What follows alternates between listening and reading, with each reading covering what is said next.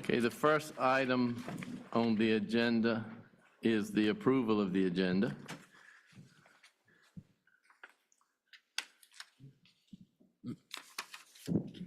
Mr. Chairman, I move that we add to the agenda under item number 10, the Halifax Northampton County local reentry presentation. Mr. Chairman, I move that.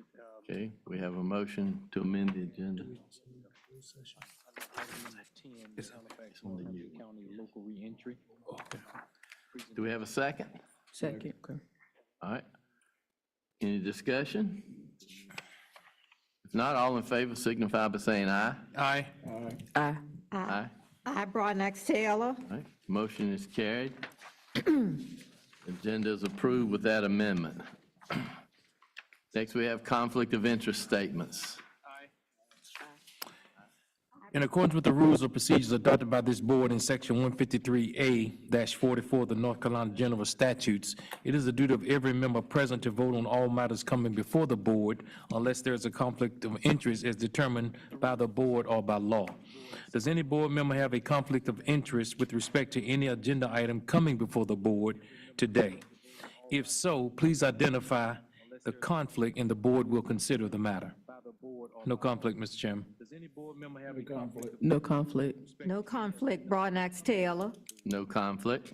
If so, please identify. Next item is the consent agenda, and just to explain, the tax department matters is the tax refunds and so forth for the people that had, like sold a car, things like that, get a refund on their taxes, and the properties that were up for sale, that type of thing, that were presented at the last meeting. Someone had asked me a question of that, so I just want to explain that. Could I get a motion to approve the consent agenda? Mr. Chairman. Mr. Chairman, I make a motion to approve the consent agenda as presented. Okay, Second. all right, we have a motion and a second. Any discussion? Not, all in favor signify by saying aye. Aye. Aye. I, Broadnax Taylor. Aye. Motion is carried. Next item is citizen comments. Yes, sir. Citizens, if you've signed up to speak, when you're recognized, please approach the podium. Your comments will be limited to 5 minutes maximum. The chair will cut off all speakers exceeding their allotted time.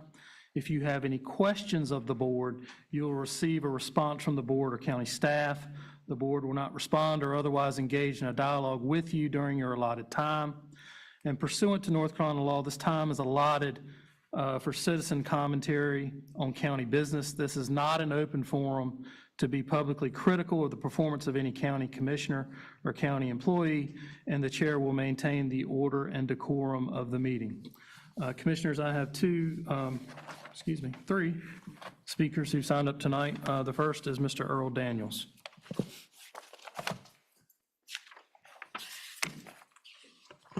Are we working now? Everything good? Before my clock starts, Mr. Chairman, I would like to publicly, and I've done it privately, thank the county attorney for the response he gave me on some questions I had. He was very candid about those responses and very transparent, and I greatly appreciate it. I'd also say tonight, the comments I'm going to be making are based primarily on what other people have asked me to comment on, and so I'm going to be responding to them based on that research. I may go a little over 5 minutes, and I hope you'll indulge me with that. First of all, I assume from reading the county attorney's employment contract and in the absence of any amendments, he is employed to provide only legal services to the county government. From reading the job description of the clerk to the board, the duty of recording the minutes is an administrative function, not a legal one. Otherwise, the job description would state a law degree was required. Job titles such as acting secretary to board, I assumed, were defined by valid job descriptions utilizing local government terminology. That was a bad assumption. The Board of Commissioners knew that if they, I assume the Board of Commissioners knew if they request a contractor to perform a service not specified in his contract and the request will cost additional county taxpayer dollars, the request must be formally voted upon in open session stating the cost of the service. I assume that if the board was not aware of this requirement, the county attorney would so advise the board. I also assume employees are hired based upon qualifications to perform the duties of the job descriptions and the prerequisites of the job announcements. I also assume all job descriptions include the words that the employee must, quote, perform other duties as required. And lastly, I assume where duties are critical to the function of county government, the county has a plan in the absence of that employee to perform that function to address the performance without additional cost to the county. The facts are, the county attorney has periodically been recording the minutes of the commissioners' meeting since 2014 without an amendment to his contract at the rate of $190 per hour. The county attorney stated on August 12, 2025 via email, all his performance of recording the minutes was at the request of the board. And with respect to any documentation authorizing said performance, there is, quote, none, end of quote. 3, the attorney also stated in his most recent period of recording minutes for the board was from September 21 until Clerk Deborah Gatlin fully assumed the duties in July of 2025. County Personnel Records report Mrs. Gatlin assumed the duties of clerk of the board on September the 23rd, 2024. On August the 4th, 2025, email from the county attorney states he asked to record the minutes of the meeting, quote, due to lack of experience and turnover in the clerk to the board. Mrs. Gatlin is in the process of assuming this task. Prior to today, the last time the board had approved minutes meeting was February 17th, 2025. In the county's email of August the 4th, 2025, he states the term acting secretary is not to convey there is such a job description, but simply reflects that he took the minutes. This is how he was trained by his law firm to handle meeting minutes prepared by lawyers. Short discussion. Simply stated, periodically since 2014, the county attorney, contrary to any amendments to his legal contract, and contrary to any documented voted authorization from the board, has been preparing minutes for the board as a legal rate of $190 per hour. On September the 23rd, 24, the county hired an applicant whose qualifications are questionable. The term questionable is based upon the words of the attorney when he refers to the applicant's, quote, lack of experience, and the fact that 10 months later, as of August the 4th, 2025, the attorney stated the individual is in the process of assuming the task. A learning curve of 10 months raises questions as to the applicant's qualifications. Finally, I asked, why didn't the county government have the foresight to recognize there would be times when the clerk might not be available to perform the duties of the clerk and train another employee under the terms other duties as required to perform the clerk's duties? We know that from July 2024 to January 2025, it would have saved the county in excess of $16,000. How much could have been saved if it was calculated since 2014? To put matters into perspective, in the past, the county has had a clerk who manually recorded the minutes without the knowledge of shorthand or video. She had draft copies of the minutes in the hands of the commissioners within 2 days after the meeting for their review, and after necessary corrections, the minutes were presented for approval of the board at the next regular commissioners meeting in accordance with Robert's Rules of Order. In addition, she performed the duties of administrative assistant to the manager and director of human resources. Her name was Rose Sumner. In my opinion, this is another example of the violation of one's oath by an abuse of authority for not formalizing the request for the attorney to record minutes of the meeting, poor planning by not having another employee trained to do the job in the absence of the clerk, and a thoughtless waste of spending of taxpayer dollars. Thank you very much. Mr. Alan Tashima.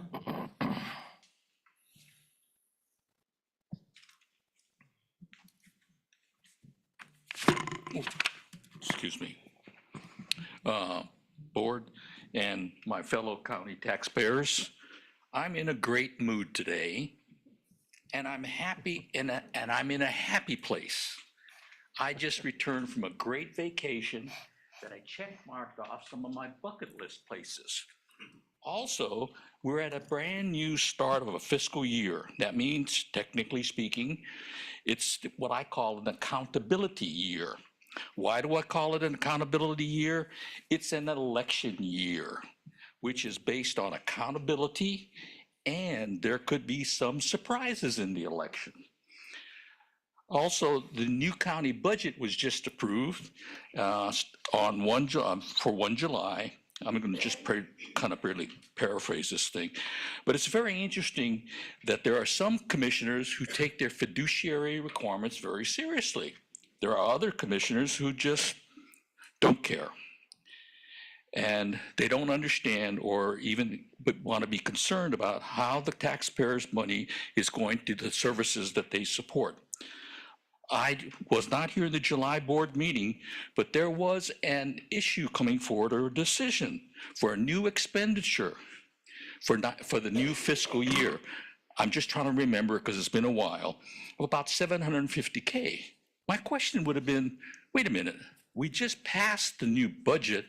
Why is there a decision paper coming forward for an increase in expenditures? Of course, everybody knows my background is budget and financing, and I want to know where's the money coming from because the board had already approved the revenue.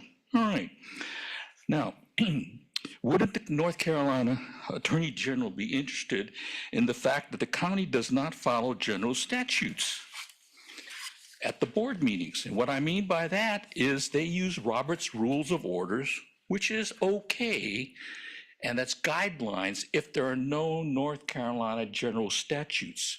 There is a North Carolina general statute that says what you need to do for recording minutes, okay? And I do know that some of the minutes coming out, handwritten, it just says, Alan Tashima talked.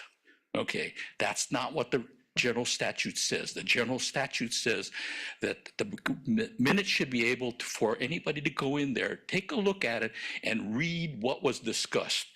This one today, most likely is just going to say Alan Tashima talked. I understand we're also videotaping it, but everybody knows we've had problems with videotaping.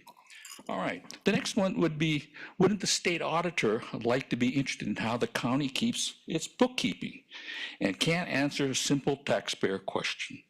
I've asked this question numerous times and I've got answers. I've asked the question, does the county have cash reserve, a slush fund? I don't care, you can define what it is, but it's extra money, it's reserved money. And the reason why I'm asking that is that the county has always said that they are out of money on 30 June. So that means based upon those responses to me that I have in writing, the county has no money based upon 30 June. And why I bring that to everybody's attention is that most of the time they get a lot of money from the property taxes. Property taxes bills don't come out to the end of August, September. People don't start paying it till then, and they have all the way to January. So my bottom line question is, if that's the case, how is the county paying for everybody's salaries? The county employees, how they're paying for water, electricity bills, and all that. So, excuse me, what I've done is I've done an educated guess that right now the county has no money for July, August, and September.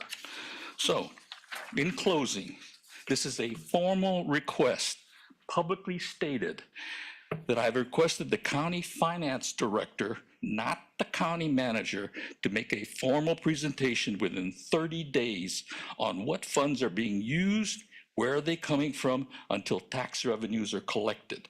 If there is another pot of money available, an explanation on why the county insists there is no cash reserve or money to spend on other things.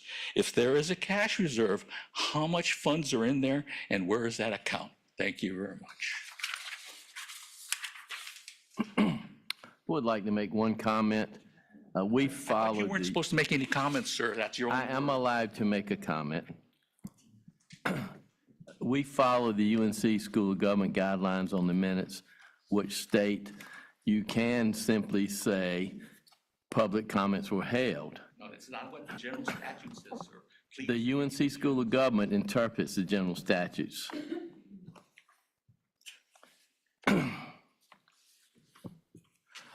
Ms. Rhonda Taylor?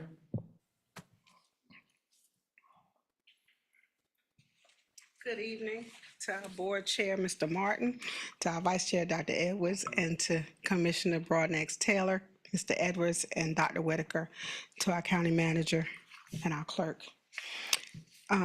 Today I stand before you and all of the citizens. Today I stand before you just to read a proclamation. I didn't put it in the packet because, again, some things come to me last minute. The state of North Carolina, Josh Stein, Governor, Child Support Awareness Month 2025. By the governor of the state of North Carolina, a proclamation. Whereas child support is money paid by a parent for the purpose of meeting responsible needs of the child for health, educational, and maintenance, children are entitled to financial support from their parents, and North Carolina continues to improve its efforts at child support collections. And whereas North Carolina Child Support Services is dedicated to serving families and children in North Carolina, and whereas in state fiscal year 2024-2025, nearly $637 million in child support was collected, providing support for more than 305,000 North Carolina children. And whereas children who do not receive adequate financial and emotional support from their parents may experience greater difficulty in becoming happy, healthy, and productive individuals. And whereas many concerned and dedicated judges, district attorneys, clerks of courts, sheriff personnel, and child support professionals work to establish and enforce child support orders for North Carolina's children. Now, therefore, I, Josh Stein, Governor of the state of North Carolina, do hereby proclaim August 2025 as Child Support Awareness Month in North Carolina and commend its observance to all citizens. I would like to, number one, thank Dr. Edwards because he is on our social services board. And this is Ms. Charlotte Smith. She is our child support supervisor, and her team has done a tremendous job. And I'm just going to let her talk very briefly. She has 2 minutes to talk about the child support awareness event we had on last Friday. Good evening. We had our child support awareness event on Friday, the 15th, and we had different vendors to participate. We had different job opportunities. We had highway patrol, we had holding temps, just different vendors to try to assist the non-custodial parents and custodial parents with obtaining jobs. So I just want to say, just let you know, our child support staff is doing a tremendous job, and I want to thank Northampton County Commissioners and County Manager and this staff from Northampton County for supporting us when we need it. Thank you so much. Thank you. Thank you.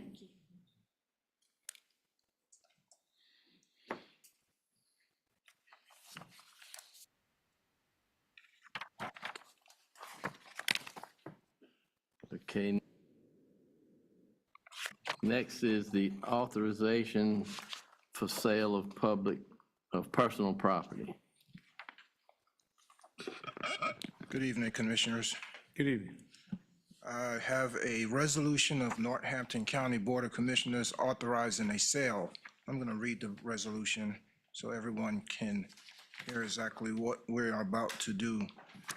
It says, whereas Section 153A-176 and 160A-266 of the North Carolina General Statutes permits the county to sell such property by private sale upon authorization by the Board of Commissioners at a regular meeting and notice to the public. And whereas the Board of Commissioners is convened in a regular meeting, therefore, the Board of Commissioners of Northampton County resolves that, one, the Board of Commissioners authorize the county manager to sell by private sale the following items of surplus personal property. And it says, see attachment, and there's an attachment A. where there is a listing of different office furniture. This is all of the old furniture that was in the tax department, and I believe some of it also came out of the old courthouse. All of these items are less than $30,000 in value. Number two, the clerk to the Board of Commissioners shall publish a notice summarizing this resolution, and no sale may be executed pursuant to this resolution until at least 10 days after the day the notice is published. Then, of course, it gives the date, and Chairman Martin's signature is required, and the clerk of board will attest to the resolution. This is similar to the last resolution that we did for the piece of equipment that we sold out of solid waste. That's all I have for tonight. Okay. Thank you. Does anyone have any questions about this resolution? You have the list of items attached to it. If not, can I get a motion to approve the resolution?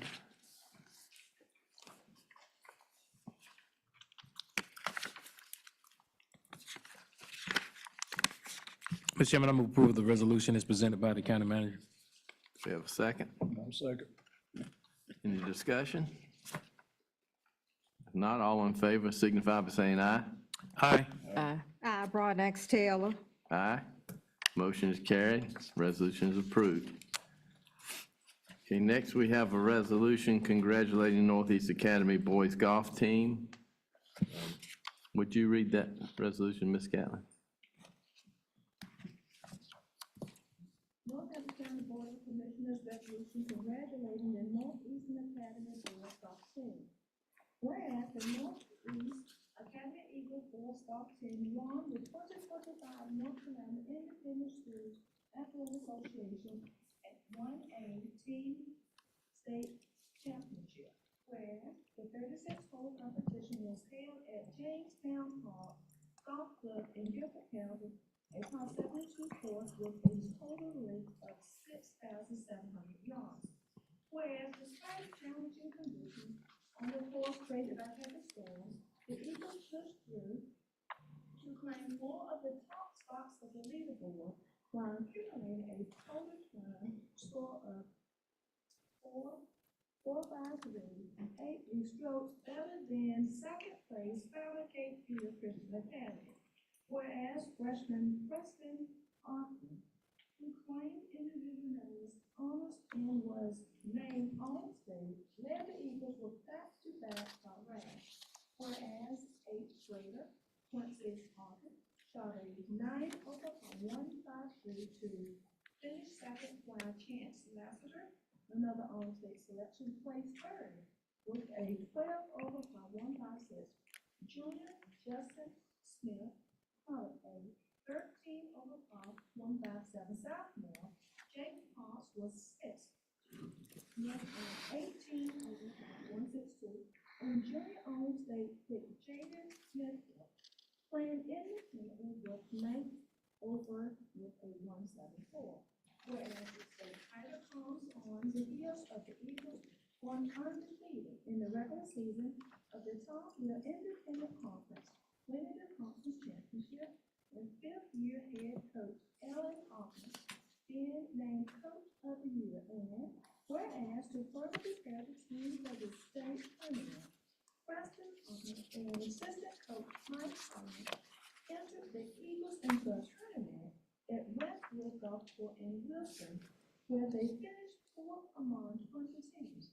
In the prestigious of the championship, a 3-day tournament on 3 different courses at Postal Island, South Carolina, where they finished 5th out of 29 teams.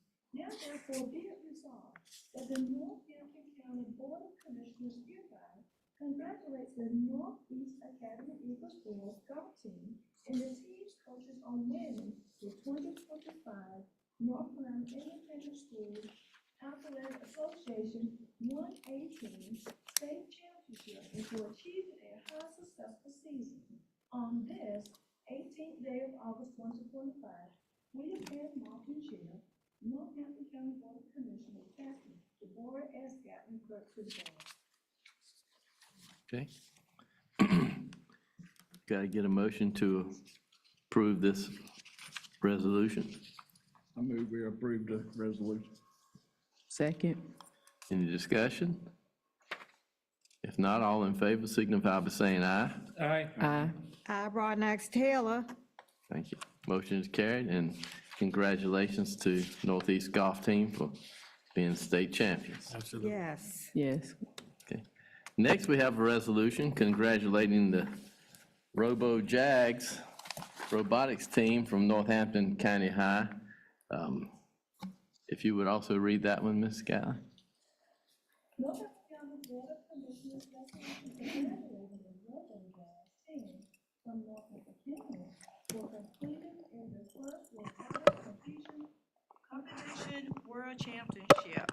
Whereas First Robotics Competition, FRC, is a global robotics community that prepares young people for the future through a STEM-focused, mentor-guided program where teams design, build, and compete with industrial-sized robots. Whereas the RoboJazz, a rookie FRC team comprised of students from Northampton County School, have made an extraordinary season by advancing all the way from FRC World Championship, a milestone achieved by only 14% of teams worldwide. This remarkable accomplishment highlights the talent, dedication, and innovation of these future STEM leaders. Whereas throughout the season, the RoboJazz have impressed at every level of competition, culminating in receiving the Rookie All-Star Award at both the regional and the state championship. This prestigious award recognizes teams that exemplify outstanding rookie performance, community outreach, and embodiment of the core values of FIRST. Whereas beyond the trophies and titles, the RoboJazz are returning from their first World Championship in Houston, Texas, with something even more valuable: real-world experience, advanced technical skills, and lasting memories. While competition was a highlight, the event offered so much more. Students had the unique opportunity to collaborate with teams from around the world, exchanging ideas and learning through shared challenges. They also attended conferences, sessions on a wide range of STEM and FRC-related topics and explored the Innovation Fair. They were able to engage with university booths, interact exhibits, hands-on games, and connected with representatives from leading FIRST sponsors to tech organizations.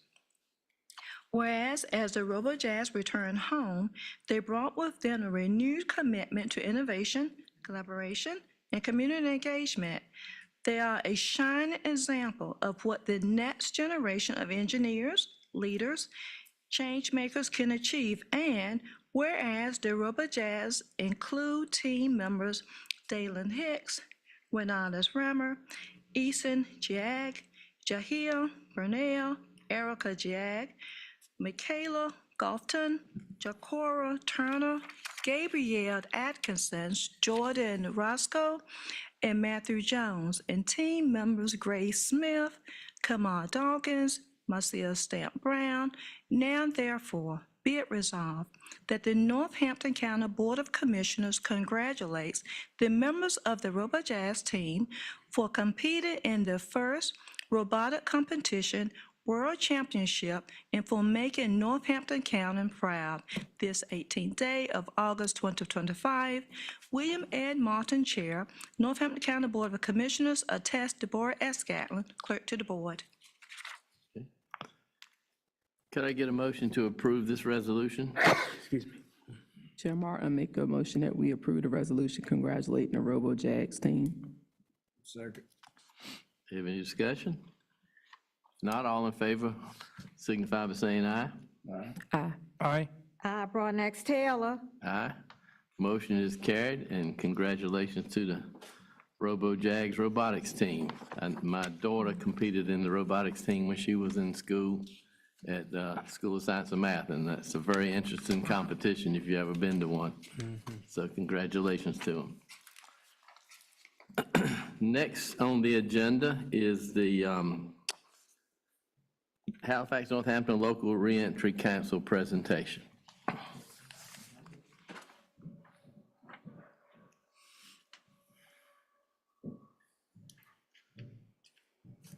He's going to move the,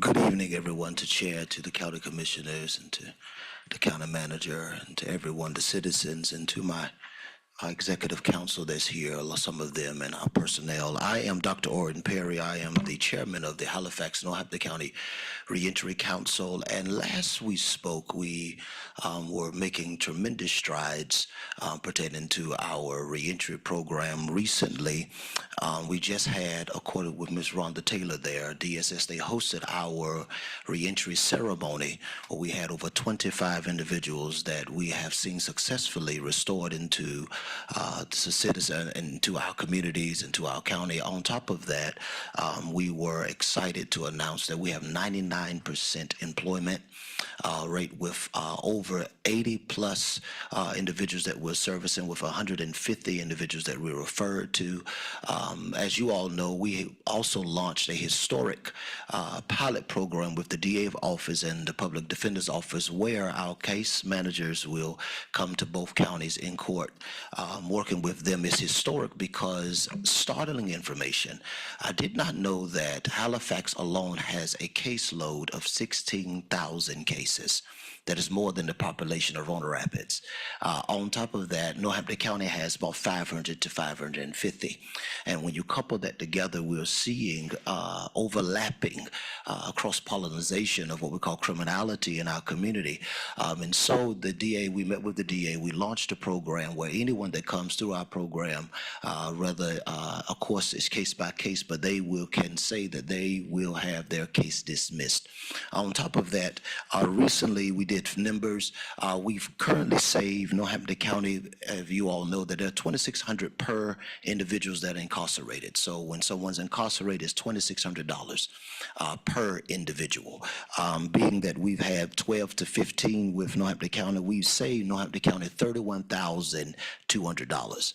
On top of Halifax, who has a monumental massivity of cases, we have 69 individuals. We've saved $2,600. With Halifax, we have $179,000. Coupled together, we've saved both counties $210,000 in 5 months. I'm saying that to say this, there is a need.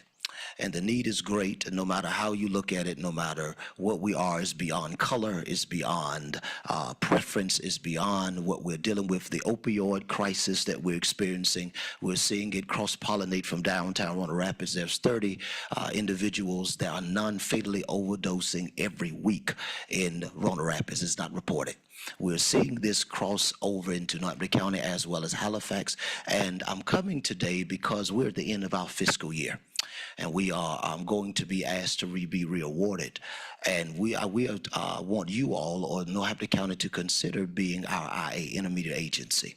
Well, you will handle all the fiscal duties. You will receive a 14% of the $250,000 grant that we're going to go towards asking to be re-awarded. That's about $33,000. The packet that you all have before you kind of goes over it real quickly because I know I'm on a time-sensitive matter. But however, at the same token, what we've been trying to do is we're trying to advance. Last we were here, we also launched a boarding house in Halifax. We have 60, it's a co-ed boarding house now with 16 individuals that we're servicing through this reimbursement grant. On top of that, we're working with an individual right now, an agency, to launch a boarding house in Northampton County as well, to make it a co-ed or a co-ed boarding house. We work with NCDAC, law enforcement, District 6, District 7, if you would say, the judicial system, you name them. Probation and parole is on site. We just now had a chief Justice Anita Earls that came to represent Representative Rodney Pierce, state level representation. I think that this is not just, again, I know that there's red tape and there are things that you all will have to look at. However, it's doable.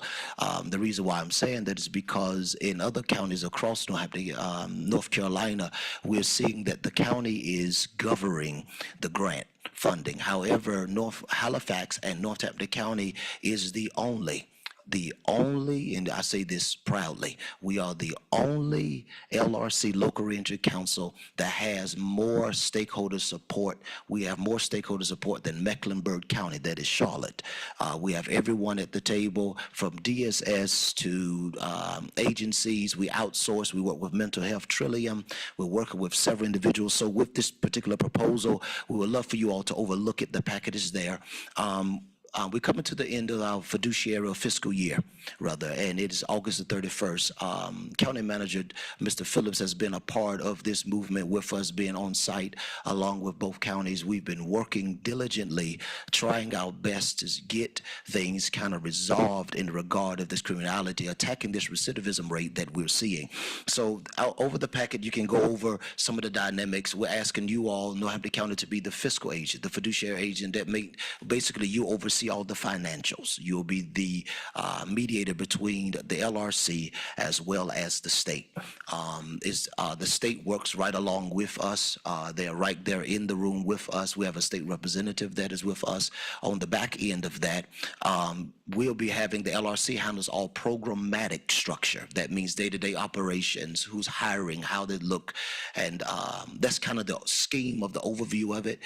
But at the end of the day, we're trying our best, again, to keep the program going, because as we all know, that criminality is not going anywhere. It's raised 50% that we've seen. And so that's kind of a scope of where we are with this proposal.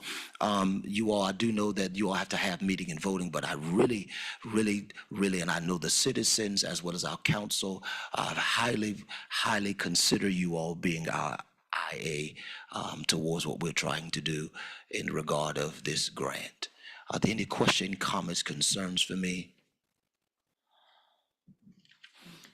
Dr. Perry, just one question. How long is the grant for?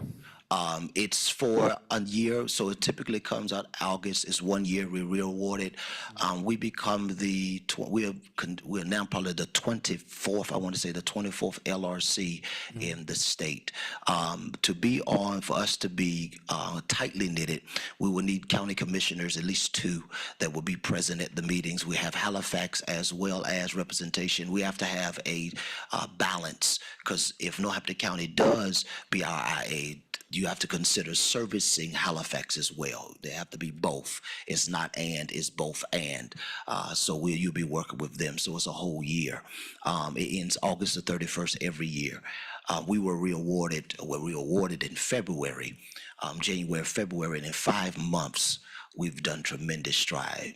We've saved almost $250,000 for both counties in 5 months. So after our year is up, will it go to another county, or do we? It's revolving. It's revolving. So we became state recognized. We were a roundtable. We became state recognized, being awarded. And now that we're state recognized, we're part of the 2030 Reentry Grant. I think it's the 2030 Reentry Grant, where there's a $1 million that goes toward reentry needs. They want every county in North Carolina to have an LRC. So we were a pilot program for that, and we have tremendous success in the regard of that. Would we need to set up office space here? No, ma'am, we already have a location. However, it would be ideal to have a small office just in case if we need to meet with some of our participants, or our case managers can come in. But however, it is already stationary, it's already operative. 339 Roanoke Avenue is right on the nexus of both counties. It's in the middle. We have to also consider the law concerning those on the registrant. So you have to consider that, those on the registrant.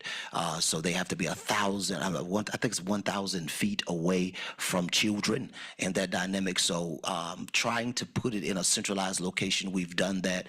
We've got through that hurdle. That was a massive hurdle, but we got through that hurdle. So that's the exciting part about that.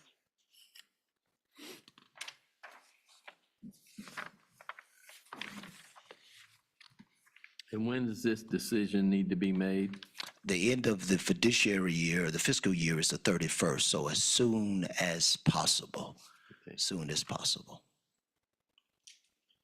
So it has to be done before the 31st? Because we meet again on the 3rd unless we do a called meeting.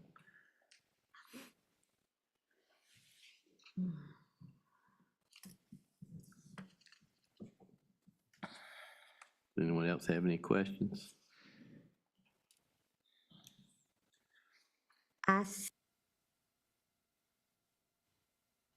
Onboarding, payroll, HR documentation, so we do all of that.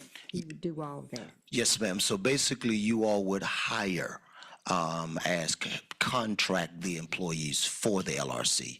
We'll govern them, we'll do all that. The payroll will come through you all. The LRC will handle all of the staff patterning and hiring part. We'll send them over to you all, and you all just handle all of the fiscal fiduciary duties of that.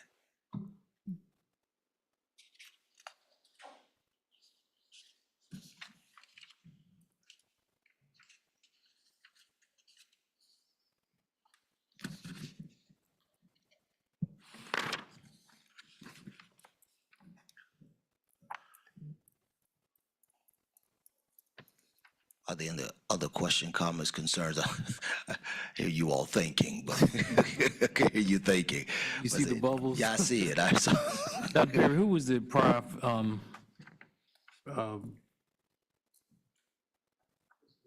Who was the prior fiscal agent? Cater. fiscal agent? Cater was. Sir? Cater. Cater. Chanel. Cater. You Cater. said that last, yes, sir. Yes, sir.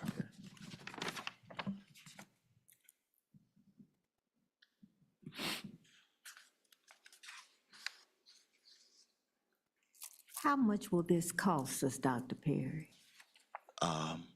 Nothing. I think that it would cost you, honestly, just the willpower to do it. Okay, Our LRC kind of govern, we have a executive council, about 13 individuals. So they governing all of that. The IA comes in, honestly, you profit because there will be 33 or 14% that you will get out of it. Only thing that we're asking the county to do is handle all the fiduciary duties. okay. You're just governing the funding, governing payroll, governing that dynamic.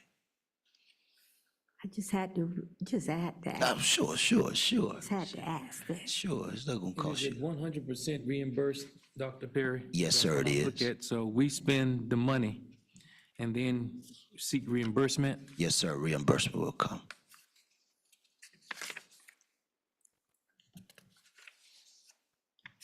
And the security net for that is the state representatives, might as well say the NCDAC manager is in our meetings.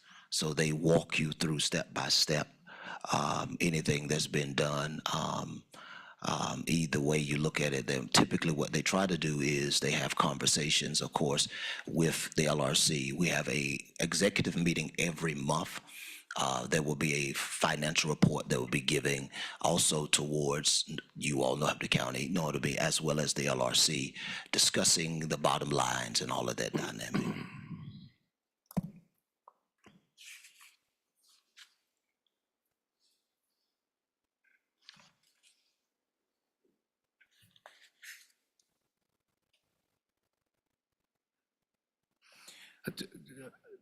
Mr. Phillips, County Manager, we passed the budget, and so are we in a good place?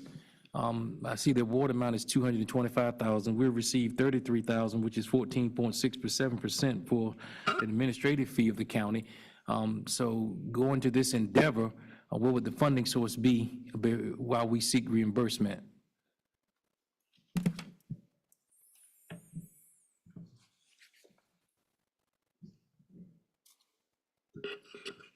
Well, we use our central depository just like any other expenditure.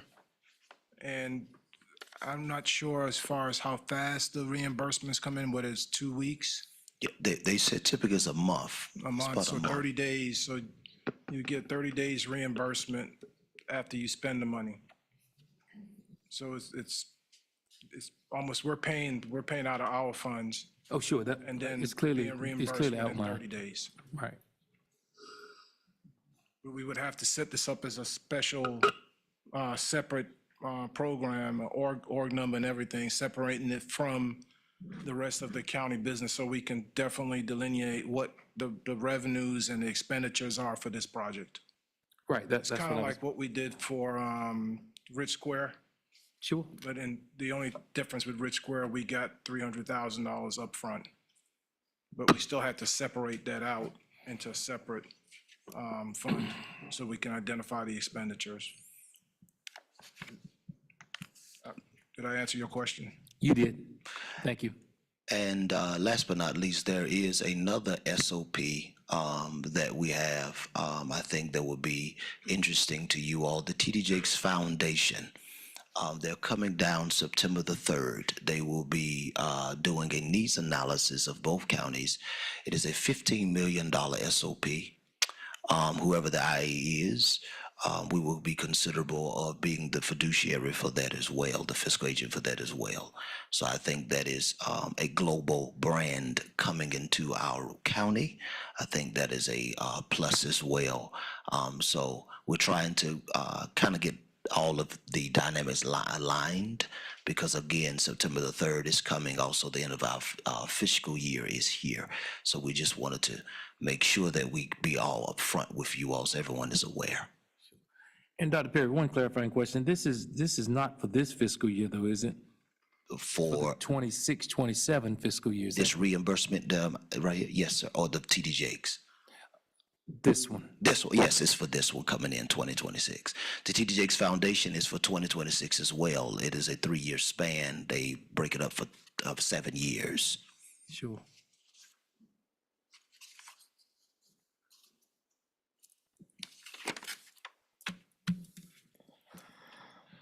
'26, '27. Anyone else have any questions?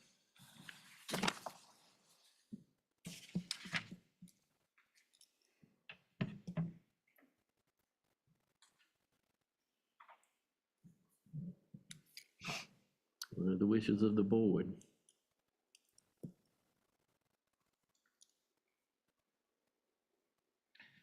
Dr. Perry, I just have one more clarifying question. So if the board approves this evening, will it start now?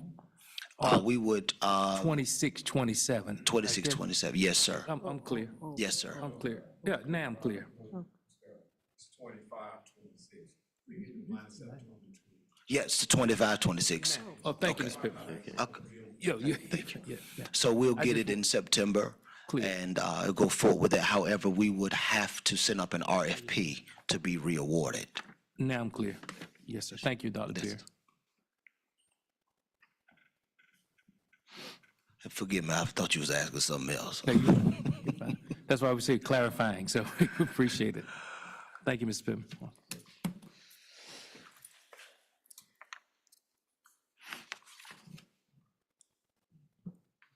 Fiscally, I guess, it's all transparency. Are we good? Not to put you on the spot, but this is taxpayers' money. We pay the money and get reimbursed. Right, and then there is an MOU that we will execute, and just like any grant, you'd have to read that grant, make sure we know what the expenditures are between Leslie and myself, and, it'll fall under Leslie's department, but, we would ensure that every expenditure falls within the guidelines of the grant so that we can ensure that we get our reimbursement. That's key.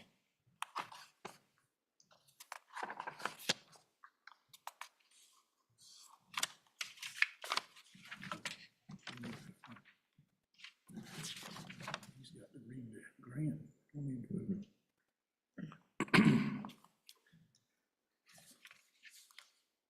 have what that language and all would be for that grant, or do we, or we not? Yes, so we will get it from the state. At the current juncture, we are, as many others are, at the mercy of legislators. So we're waiting. We're in a holding cell with that, if you will. But however, as soon as it comes out, we would send it over to the county manager's office, and we would meet, craft up the MOU, and send up the RFP to ensure that it's all done with the compliance of state, also looking out for all parties at the table.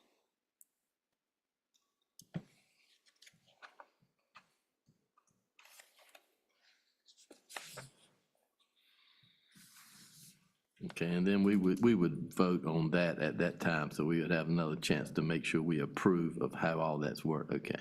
That's correct. This is just agreeing to proceed to the next step, Right. okay? I think, may I interject?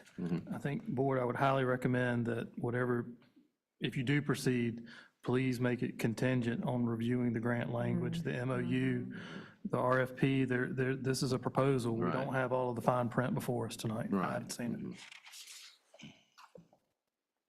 Absolutely. Yeah, sure. Thank you. However, you all will not be the first county. There's a multiplicity of counties that are governing LRCs. So even if you have to go into research and patternize yourselves after the others, Wake County is doing it as well. So you're not the first to cross that bridge. However, I want to make sure this is curtailed and customary to what you all desire as a county commissioners. Definitely need, Dr. Perry. I understand exactly what you're saying. Just coming off of the budget, just trying to make sure, speaking to the county manager, that we can support it. Sure. Thank you so much. Yes, sir.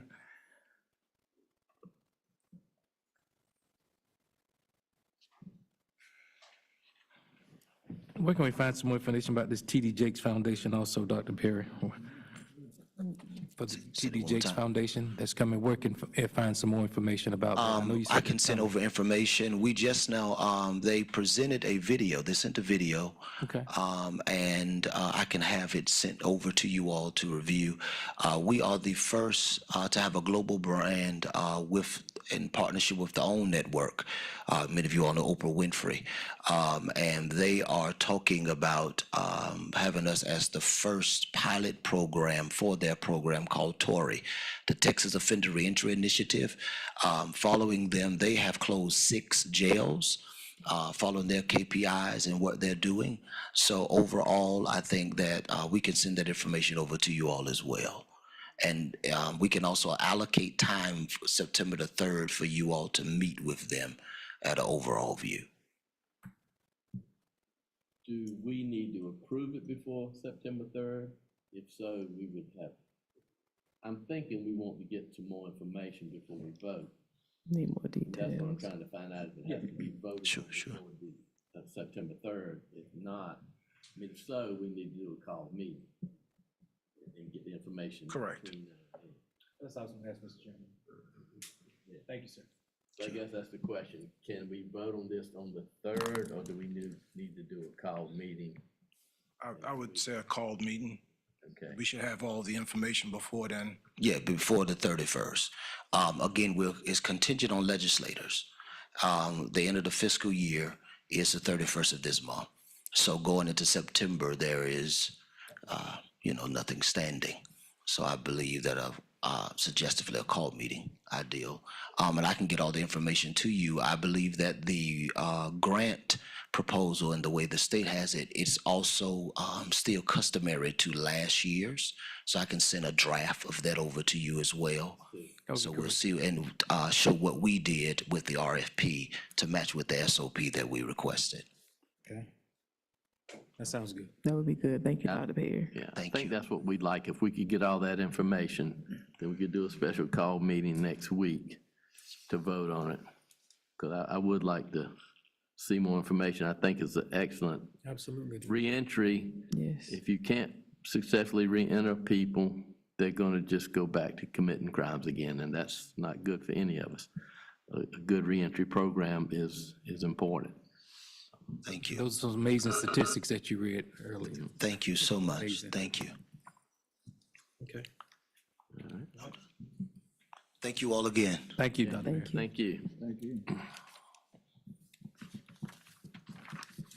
Okay. The next item, do we have any economic development matters tonight?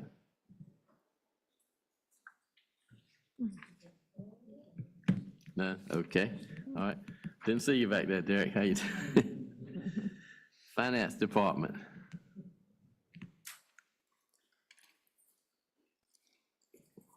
Good evening, Commissioners. Good evening. Good evening. The first item I have for you tonight is Budget Amendment number 38. As we are closing out our fiscal year and we're preparing, getting ready to prepare our final trial balance for the auditors, I have diligently been going through our budget line by line for 24, 25.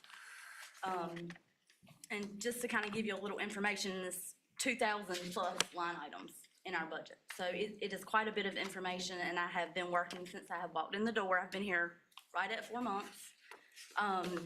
Going through every budget, making sure budget's correct based on grants and things like that. So this is to finish correcting anything that needed to be corrected for 24, 25. It's a long budget amendment, so bear with me. If you have any questions as I'm going, please stop me and ask those questions. The first item I have is for JCPC Children Matters for $4,150. The Juvenile Crime Prevention Council was awarded $4,150 of discretionary funds. This is to increase the budget to show that additional award. The second item I have is for ABC Rent. This is to correct the budget amendment. This was to correct the budget that was already there for ABC Rent. We increased the budget to $15,000. It was only $5,000 in the budget before. And so we also decreased fund balance because we did not have to have a matching expenditure for ABC Rent. The next item is budget amendment number 25. This is for our Juvenile Crime Prevention Council. At the beginning of every budget year, we kind of estimate what Juvenile Crime Prevention Council is going to award the county. And I would say August, September, we get a final figure. These figures were never updated. So this $19,000 and the fund balance appropriated of $438 is just to bring the budget to the actuals that were awarded from JCPC. The next items are capital outlay for EMS, ambulance remounts, and for building and grounds capital. These were already included in the budget ordinance. Those amounts are $935,000 and $504,600. Those are already included in the budget ordinance as a separate fund, but we also have to have a transfer line to match those budgets. So these transfers are to bring, so that we can transfer the funds from one general fund to the capital fund. The next item I have is the Rich Square Flood Mitigation Grant. We received this grant in a prior year, and we are reclassing unspent grant funds to pay for expenditures that were expended in the current fiscal year. The E911 fund, we received a grant from the E911 board for $438,264. This is just to include that grant award in the budget. The next item I have is the museum grant. We received a $25,000 grant from the Office of State Budget Management, and we also received $21,389 from the North Carolina Arts Council for the museum renovations. The grant was awarded in a prior year, but it was not included in the budget, so this is to include that in the budget. The HUD Workforce Housing Fund, We received grant funding from North Carolina Office of State Budget Management for $3 million. And we are adding that to the budget as well. Solid waste expenses did not go over budget. We are increasing solid waste. We're doing a transfer from general fund as a loan to solid waste of $348,000, $348,300. While our expenses for solid waste did not go over the figures that were budgeted, we did not bring in the revenue that was budgeted. Therefore, we have expenditures over revenue, and in order to make sure we are following generally accepted accounting principles, we have to make sure that that fund is not in the red.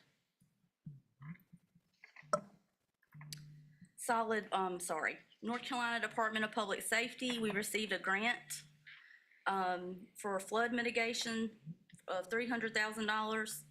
We created a separate fund for that per the grant guidelines.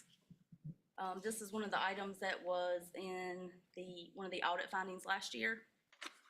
So we are including this $300,000 in that new fund. Could you repeat that? About the audit finding? Okay, so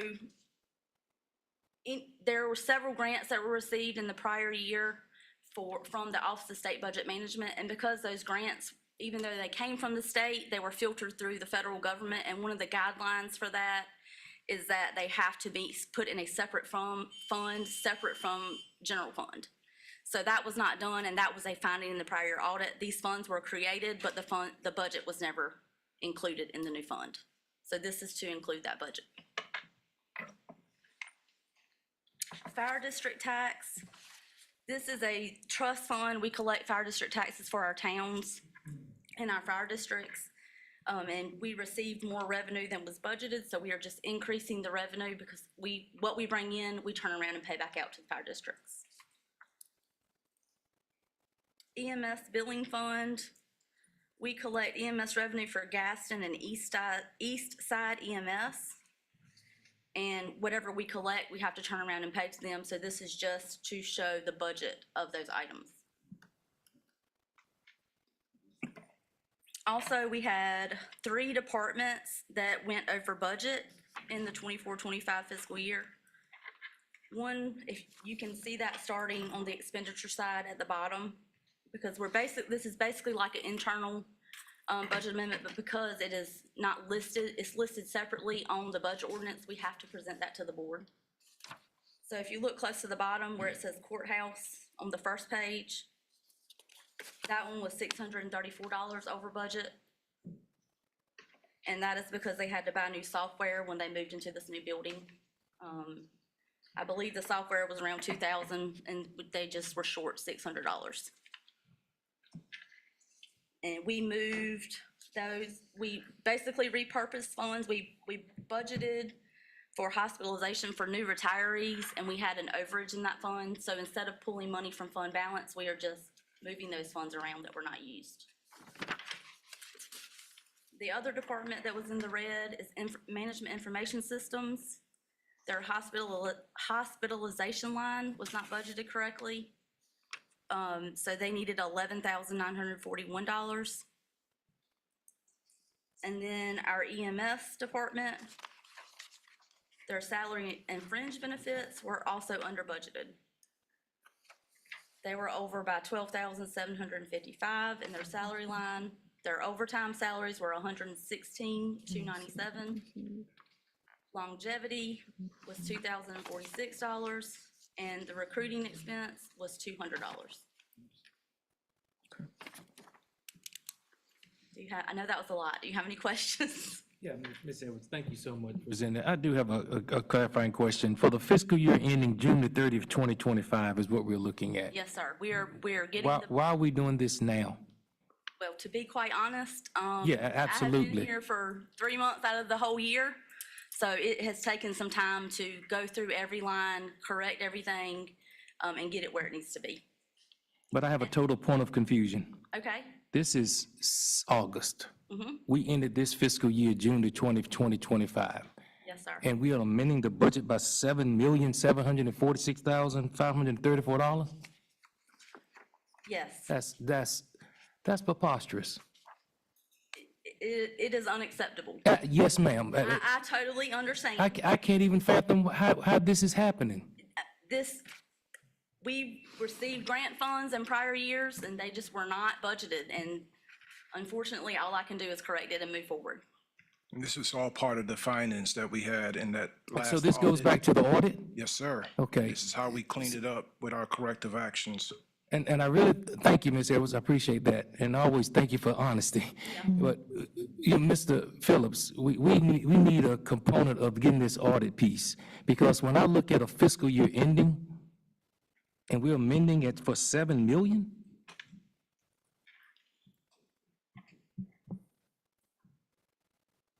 I'm at a loss for words right now. Well, a lot of this stuff was already budgeted, grants were received, and the budget if you receive a grant, the first thing I do when someone comes and presents a grant before the commissioners and they approve that grant for us to get the grant, the very next thing that I do is I bring a budget amendment before this board to increase the budget to reflect that grant. Absolutely.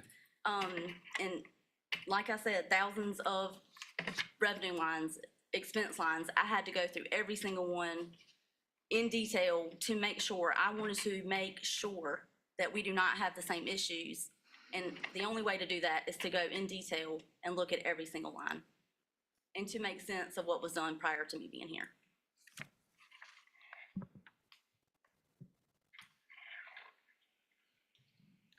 And I certainly appreciate that, Ms. Edwards, but this was before you got here, is my point of confusion. Yeah. And we're amending a budget in August that ended June 2025. And I sit here this evening and ask about $225,000.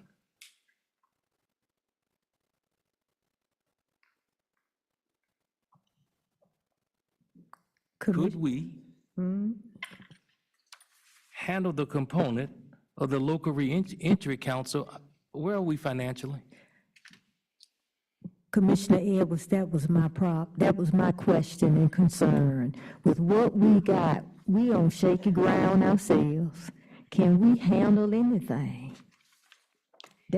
What is the projected concern. fund balance I at do the have end a of monthly financial report 2025? for you tonight for June 30th. Yes, ma'am. If you want me to skip over to that so we can talk about that real quick. Maybe I can feel better? I do got one quick question, Ms. Edwards. Okay. We're just talking seriously business. This is not, this is just, let's understand where we are, because we as a board just approved the budget. It had many items in it, Ms. Edwards, and I applaud you for the work that you're doing to get us, going through each one of those line items. But I'd have a total point of confusion about where we are, hearing this tonight. Right. And as I looked at this when the board packet was sent out. I understand. I can't explain what happened prior to me getting here, and budget amendments have to come before the board when they Oh, happen. absolutely. Anything needs to come before the board, needs to come before the board, because again, daily operation, but then when we stamp the approval on it, we need to carry it out with fidelity. Correct. I couldn't agree with you more. You had a question? Yeah, I did have a question, thank you. So I see where it had up here that, I guess Rich Square had received $300,000 for, I guess, the flood mitigation grant. And then I see at the bottom where, so is that saying they have $84,619 of that grant remaining? Is that what has to be spent now? Can you kind of explain that to me? Because that's how I want to be able, so that I'm clear.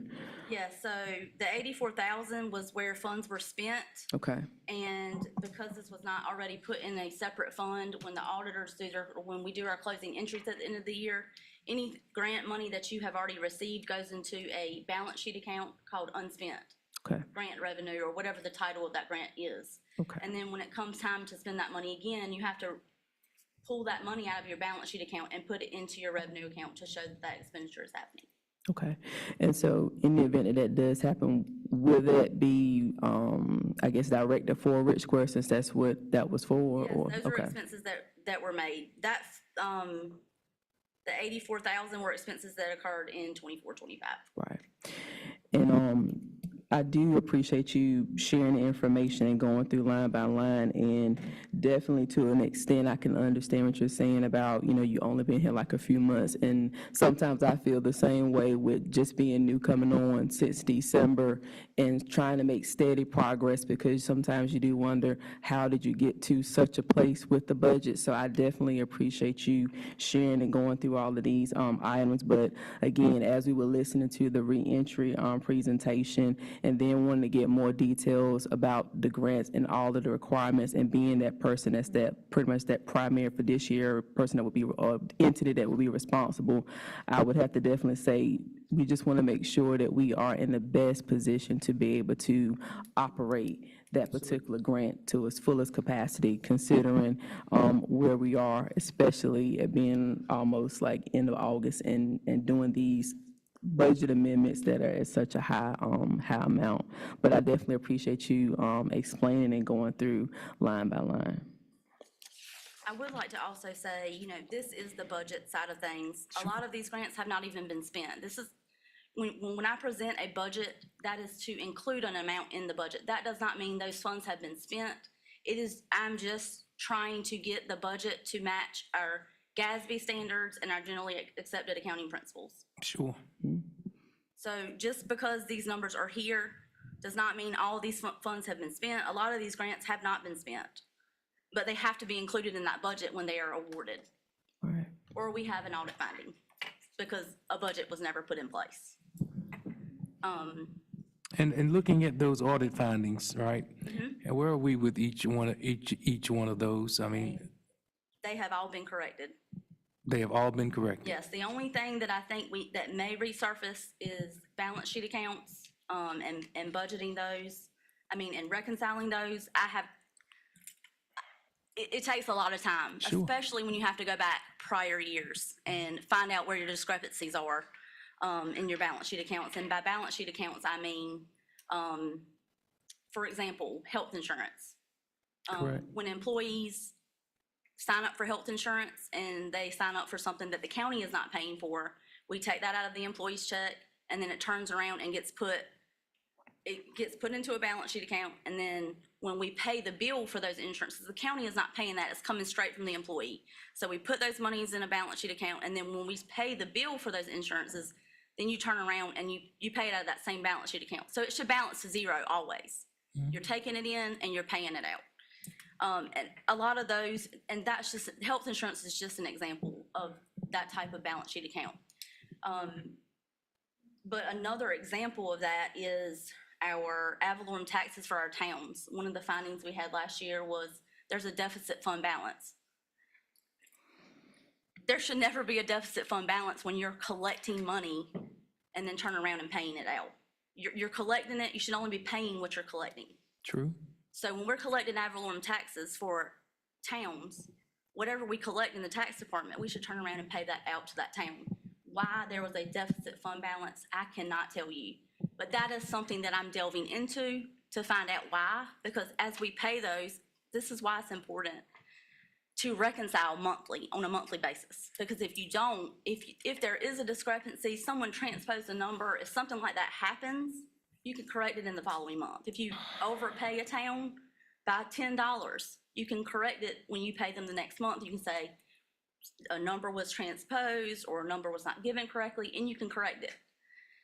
But when you're going back several years and you have to go back and, figure out where that difference came from, it takes time, unfortunately. So, Can you bring up a key point, Ms. Edwards? When you just said about several years, we realized that this did not happen overnight.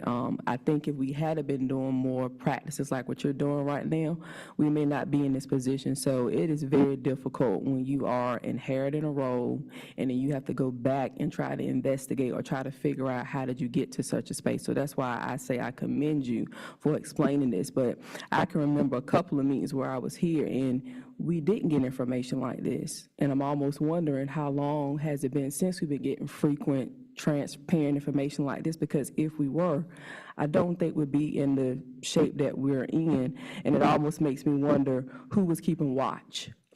because somebody had to be keeping watch, and clearly, no one was keeping, how can I say, accurate or an appropriate watch, because if that was happening, I don't see how we could possibly be to where we are now. And so I definitely appreciate you explaining, because that is very difficult when you have to go back and figure out bad practices or mismanagement or whatever the case is, because that is what I am seeing. And I can definitely tell the difference of now with you coming forth and bringing forth information. But I just remember first coming on, we barely got any finance updates or information or transparency. And I'm just saying that from the time that I've been here in December. So, Ms. Edwards, let me ask you another question. Were you aware, I have some information that came in on Friday concerning some information from MetLife Insurance, where Mr. Robert Joyner, who is the benefits man, young man, saved the county $73,000 because for whatever reason, it started back in November of 2024, where they had overcharged us, or we were sending them money, but they were taking our money, and it was Northampton, Pennsylvania, not Northampton, North Carolina. Were you aware of that situation? Did that come up in your findings? I was actually just made aware of that $72,000 in a meeting I had, in a joint meeting I had with HR and our MetLife carrier. Okay. And they told me about that. Now, I was not aware prior to that, but I will say, you know, reconciling those bills that we get and comparing them to what is being coming out of people's checks to make sure the accurate amounts are coming out is very, very, very important. Well, what I'd like to do is he's not here tonight, but I'd like to shout him out for his efforts, for following through with that. He and whoever else helped him in his department for doing that, for bringing that to the attention of whomever assisted him. I think more employees in this county need to be shouted out for the good that they do in this county. And that would help with some of the low morale that goes on in this county. But he saved us, because of his tenacity, $73,000, because he could have shut the book up on it and said, forget Northampton County. It ain't my money. But he didn't. So nevertheless, I would like to shout him out for his tenacity tonight. And if he, doesn't do anything else right in life, he did that good. So I want to shout him out tonight. He and whoever else helped him. So I want to make that known to everybody.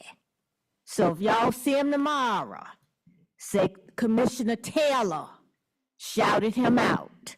But he saved us $73,000 for a situation that happened back in 2024. Because he kept it going. So that makes me agree with Commissioner Whitaker, who was minding the store. And I was on the board in 2024, so that doesn't make me look that good either.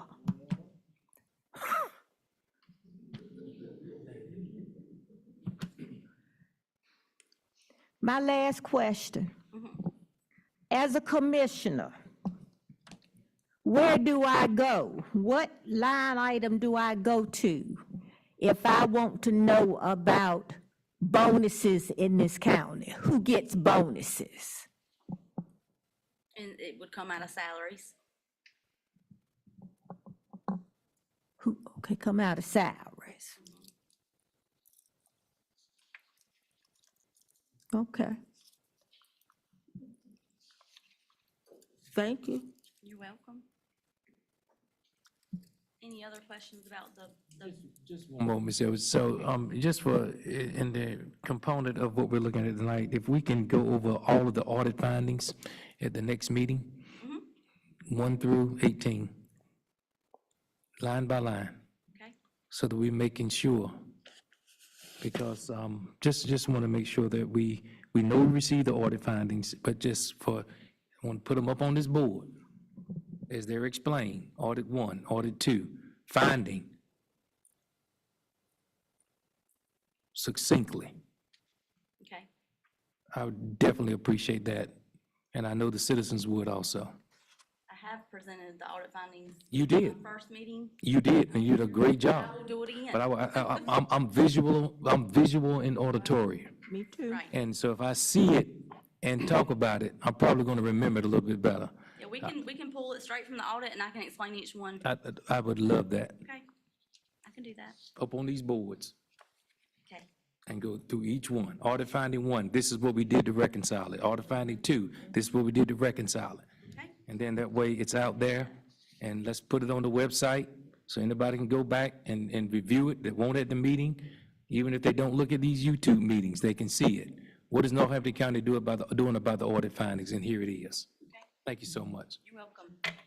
And then I got one more comment to Commissioner Barton's Taylor statement. So a citizen gave me a piece of paper on tonight, and one of the principles that I have that was fix the problems, not to blame. So to Commissioner Barton Taylor, not at all blaming, because what we don't know, we entrust staff, administration. So where we sit, we trust this, we trust staff. And so I want to make sure that I ensure that, because we're doing a lot of great work as this board being unified.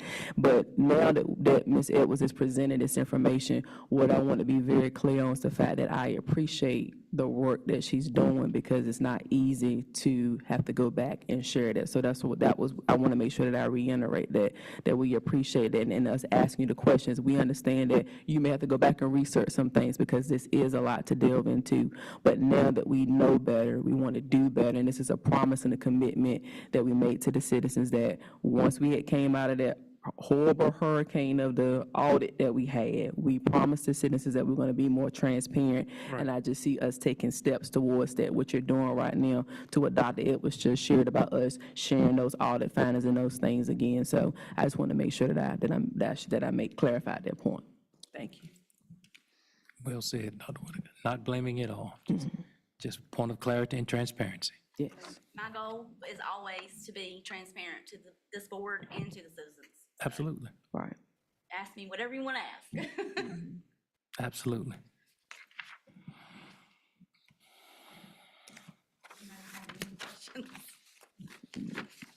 But I think I'll say is just moving forward, when we close a fiscal year, once we get all these things done, we're not revisiting something 2 months later, Correct. Absolutely.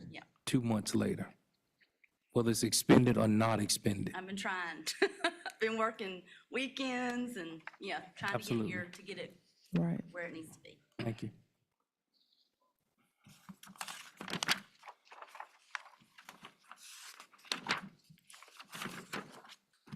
Could I get a motion to approve the budget amendment?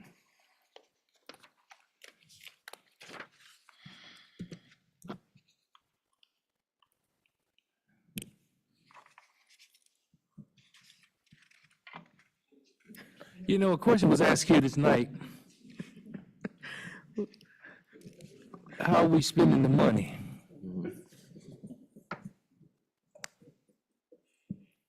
In citizens' comment.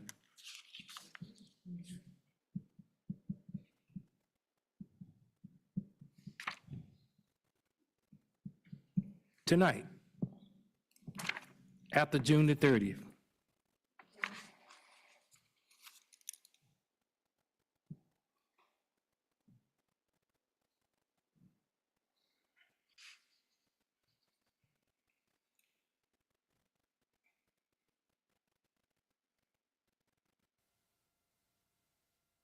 So if we don't approve these amendments, are we in good fiscal shape running the county, Mr. Phillips? You won't pass your audit. It's part of the audit process. You have to balance your revenue with your Oh, I'm clear. expenditures, so that's. So that'll be another audit finding. Exactly. moving forward. We'll be in the same position as last year. I don't want to create audit findings. That's what will happen if Yeah. they audit 25, which we in the process of getting ready to do. These aren't reconciled, then these same findings that were in last year's audit will happen again. Yes, I appreciate that, Mr. Chairman. Very familiar with being in the school system for 35 years of how these budgets and these amendments and things work.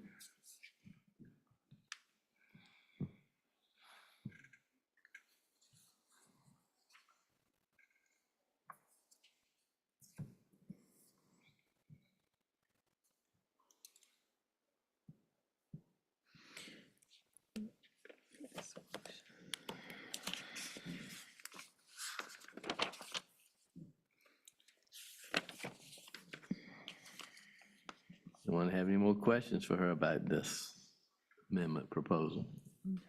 Just to clarify, we were talking this evening about the fund balance, where we're at right now after all these adjustments are made. What was that number? For fiscal year 25 year end, we have a $2,971,310 revenues over expenditures. So that will be expected to roll to fund balance. Now, that is based on your actuals.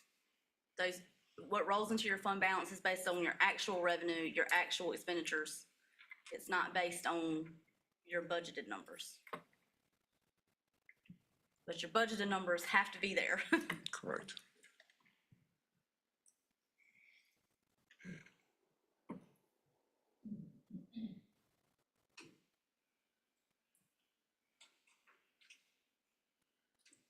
So is it a way to tell us how much grant money has not been spent?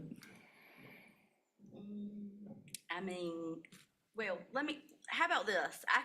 Let me present this monthly financial report, Okay, and tell you what my plan is for next month, okay? This should be in your packet. This may make y'all feel better. This is our actual numbers for June 30th, 2025. For general fund, we budgeted $38,673,498. We actually brought in $36,307,142. That is 94% collected based on what we budgeted. Now, our general fund budgeted expenditures is the same as our budget for our revenue. They have to balance. But what we actually spent in expenditures is $33,335,831. That is 86% expended. So we didn't even come close to 90%, I cannot talk, I'm sorry, 90% of what we expected to expend. So right now, we have revenues at 2.9 million over expenditures. So we brought in more revenue than we actually spent out. So that is going to increase our fund balance. For DSS, Fund 80, we budgeted $8,854,856. We collected $7,900,434. That was 89% collected. And then our DSS expended expenditures was $6,566,152. That is 74% expended. So DSS has a revenue of over expenditures of 1.3 million. Now, some of those funds are state and federal restricted. So while they will also roll into fund balance, they will sit in the restricted fund balance because a lot of that is federal and state funds. Our enterprise fund, Fund 61, we budgeted 4.2 million. We collected 3.9. Our enterprise fund expenses were 3.02 million. That was 72% expended. So our enterprise fund is revenues over expenditures by $966,681.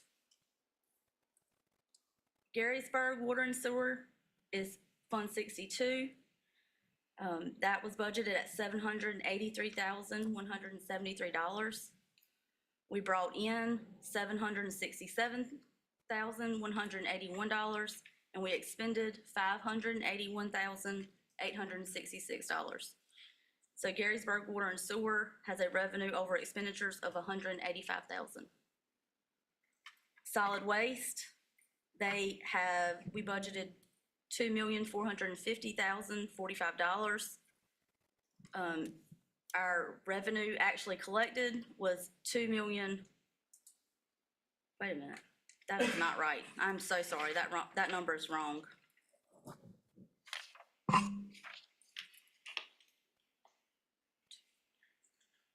I'm gonna have to get you an updated number on that. It's definitely not over what we budgeted, because we had a shortfall of $341,000. We did not bring in enough revenue. I apologize, that was a typo on my part. Okay. I can tell you what those numbers are. I have backup. Hold on one second.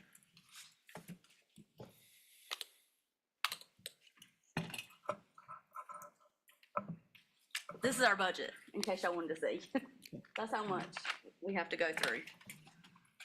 Let's see, Fund 66.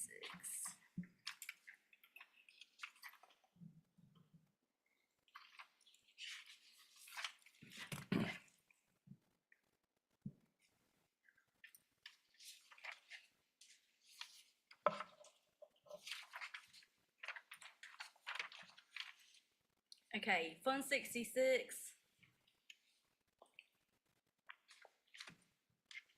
Our budget was $2.9 million, $2,936,261. Our actual revenues brought in was $2,555,067. And our expenses were $2,896,400. I will say, right now, we collect our solid waste curbside pickup through our tax bills. They are billed on that. And so whatever we don't collect in ad valorem taxes, we do not collect a solid waste fee for as well. The county manager is trying to figure out a way that we can do some type of different billing, because we are providing a service to the citizen and they're not paying for it.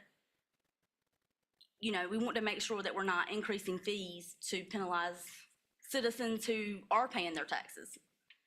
So we're trying to evaluate and see how that we can do a different type of billing, so that if the service is being provided and you're not paying for it, you don't get it. Just like with water. If you don't pay for your water gets cut off. So we are evaluating that to see if we can, so we don't have the same issue again. So, Ms. Edwards, the real numbers for the solid waste would be, give me those numbers again, it's not $2,450,045. No, I'm sorry. It's $2,936,261 is our budget on the revenue and expense side. And we collected? $896 We collected on the revenue side, $2,555,067. $555,000? And what? $67. 067. And then our actual expenditures were $2,896,400.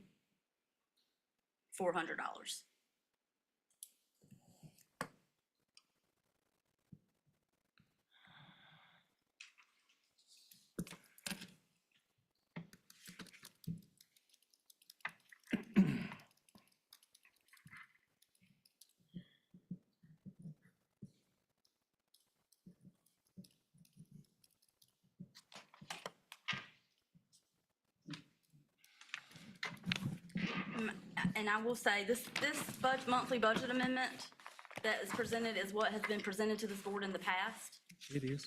I am accustomed to presenting a much more detailed monthly financial report, and I plan to do that for July's report. We don't typically report until the second month, so for June, we report in August, because we don't receive revenue sometimes for June until after mid-July. And so that gives us time to post, make sure all the revenues are posted, the balance the bank recons are done to make sure that what I present to you is true and accurate. So one of the things that I include typically on my monthly financial report, which I think would be more beneficial, I can add things to it, take things away, whatever this board pleases. Basically, I do a comparison from prior year to current year, and I include every department. So you're not just seeing general fund, you're seeing governing body, administration, finance. You're seeing every department and what that department is spending and how it compares to the spending for last year. I do that for revenue and expense, and then I also do that for our enterprise funds as well. I also include on that report outstanding debt for the fiscal year. And I also include uncollected tax percentage every month. So as we collect taxes, I'll let you know what that uncollected tax percentage is as we go along in the fiscal year. And then I also have reported in the past cash balances. And then I typically report capital outlay appropriations for the schools and what they have requested to date. But I would be glad to add anything else additional to that report or take things away, whatever this board pleases.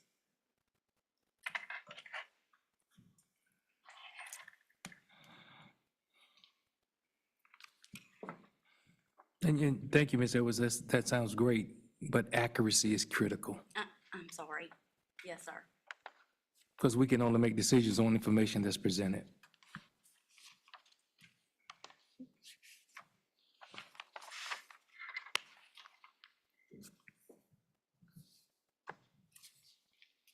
Any other questions for Ms. Edwards?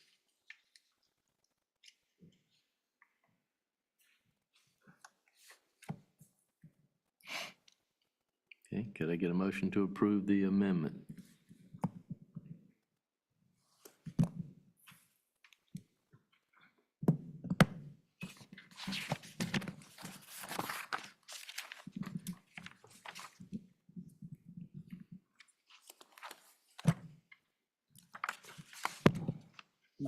Excuse me, my question here is your revenues, the revenue change that was increased by 7,746,534. It doesn't balance to expenditures? Correct, Yes. it does not. And that is because prior budget amendments from the prior finance officer were presented and posted one-sided. So in order for me to correct it, I had to one-side to correct it. So that is why specifically the ones at the top, JCPC, that 19,000, she posted a one-sided budget amendment there. And then also, budget amendment number 25 were posted one-sided.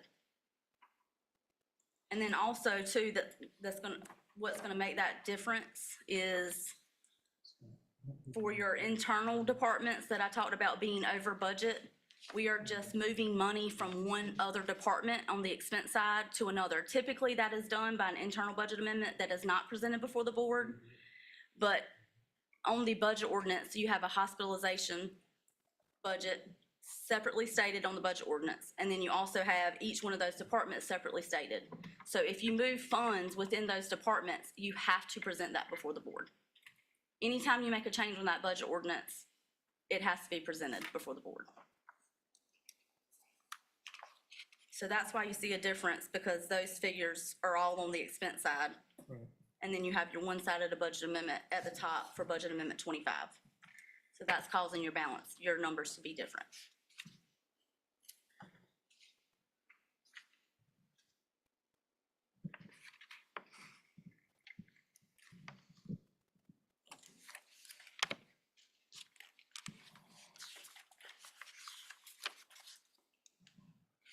Mr. Chairman, I know you, but in the spirit of accuracy and transparency,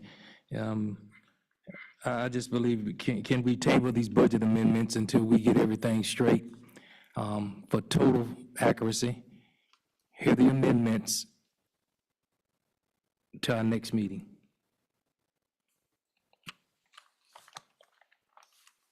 Okay, what are you seeing that's not accurate? the numbers in the monthly financial report, Mr. Chairman, that we just went over. We were presented 2,936,000. We were presented 2,450,045. Actual number 2,936,261. Other one 2,000,005 collected 2,555,067. We were presented 2,471,652. And just as Ms. Edwards stated, putting her stamp on this monthly financial report, then that way we have a more total overview of the monthly financials. I mean, this is just where I am. Of course, it's total board decision. And then when we look down at the expenditures, the number we were given, 2,450,045, but the actual was 2,896,400.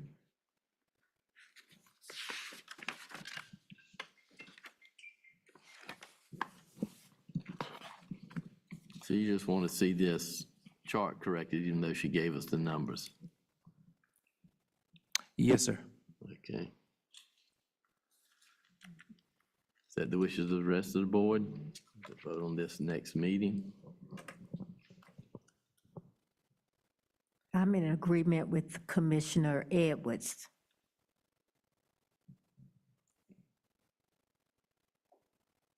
Do we have a motion to that effect then? Mr. Chairman, yes, I thought we would just discuss the, To require a motion Yes, it does, yes, sir. Yes, sir. to table it to next, okay. Well, Mr. Chairman, I move that we table the budget amendments presented this evening until our next meeting on September 3rd. on September the 3rd, so that we can get the numbers updated and a different format for the monthly financial reports. Second. Any discussion? Not all in favor, signify by saying aye. Aye. I, Brian X. Taylor. Aye. Okay. We will review this again next meeting. Thank you. Thank you. Okay, and the next item is county manager and board comments. I don't have a whole lot of comments tonight. Just wanted to thank Ms. Gatlin for this past weekend with the retreat. That worked out really well. We had a nice, robust meeting, discussions. I thought it was very successful.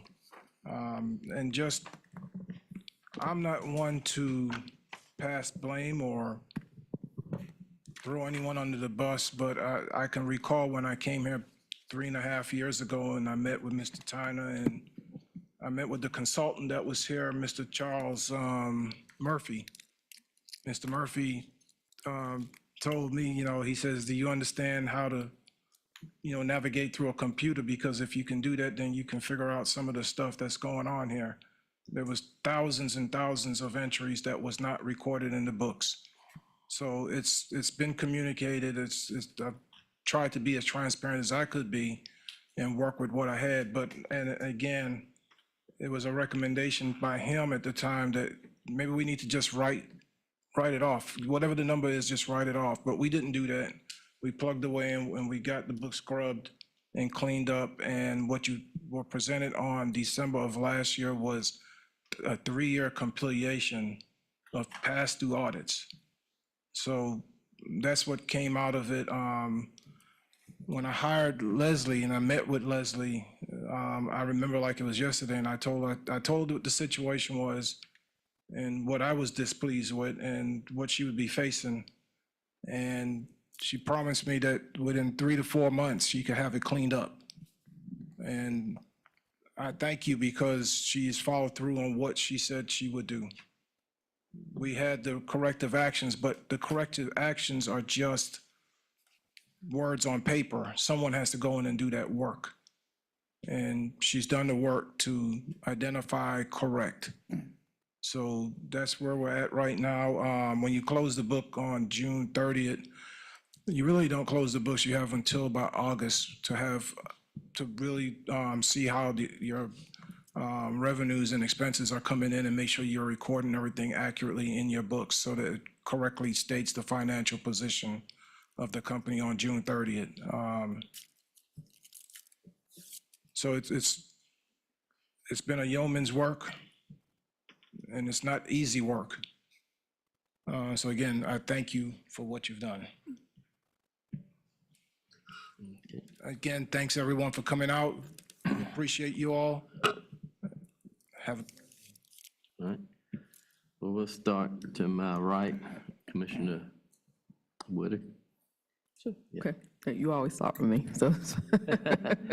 I want to say good evening to everyone, and thank you everyone for coming out, for my citizens, to our staff. Again, we had a wonderful retreat that took place on Saturday, and definitely want to thank staff and Dr. Gatlin for her work and making sure that we had things that were there and prepared. Had an opportunity to really engage with the citizens. We feel like this retreat setting really provided a more intimate environment for us to have those just open conversations and dialogue. There was more of an opportunity for two-way communication, and we always feel that that's key, you know, in this area. And so we had a lot of great things that we talked about.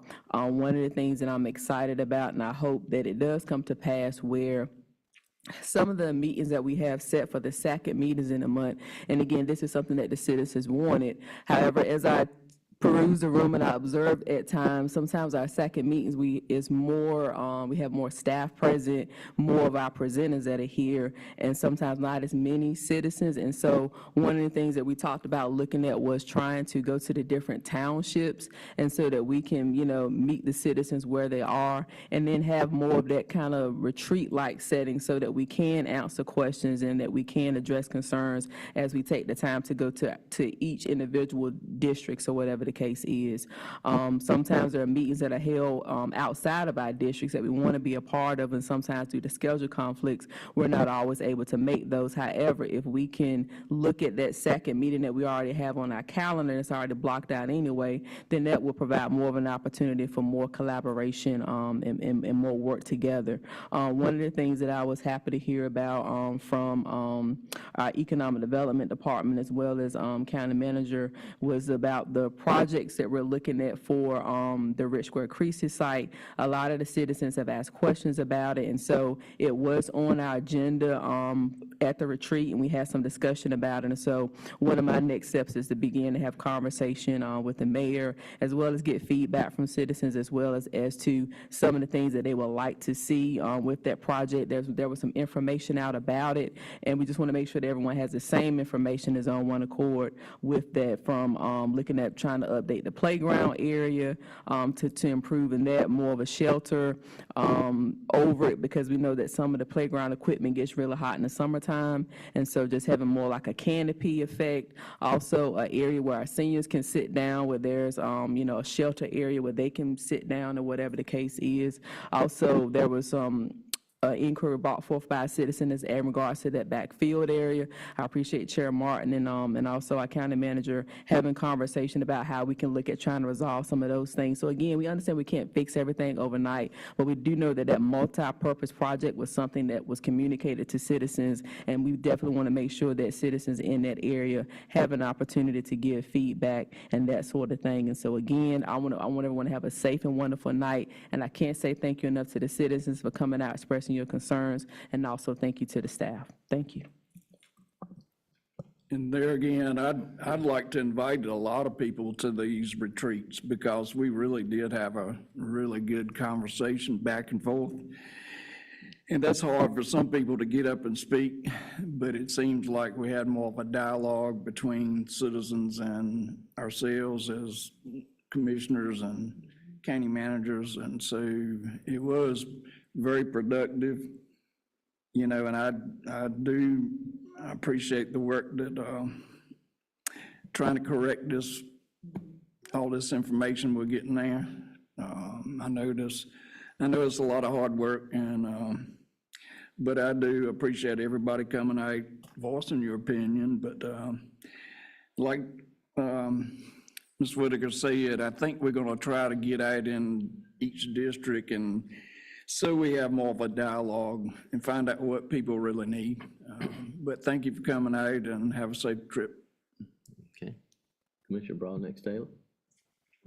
I'd like to thank everybody for coming. Like to thank the citizens that came in to the retreat on Saturday.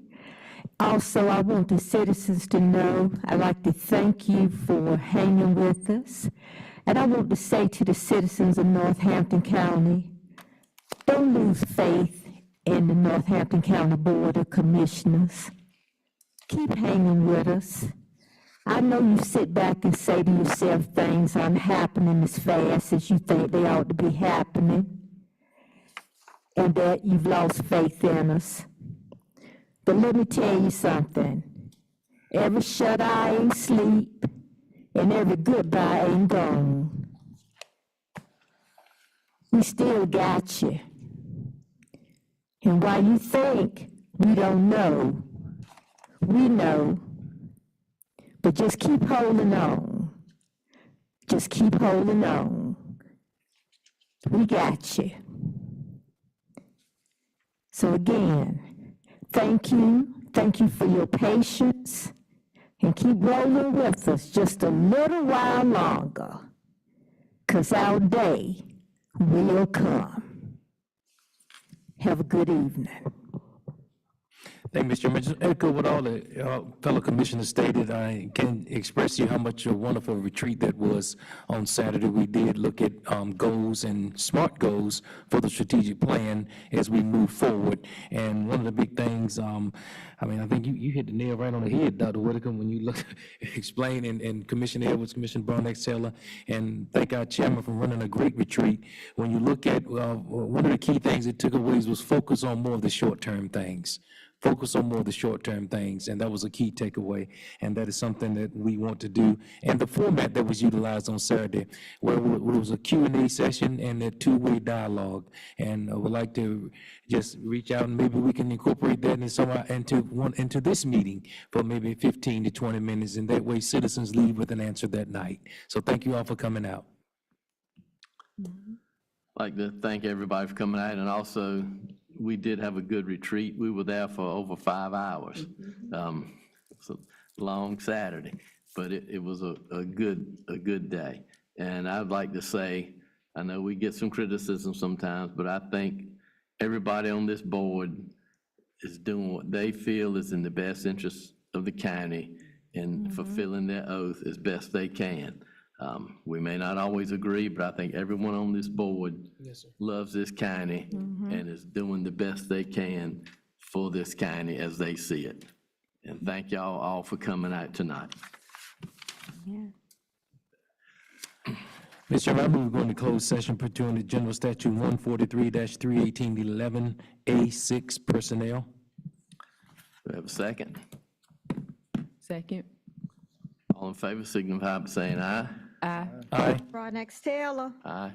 Motion is carried. We will now go into closed session. Thank y'all for coming. Thank you.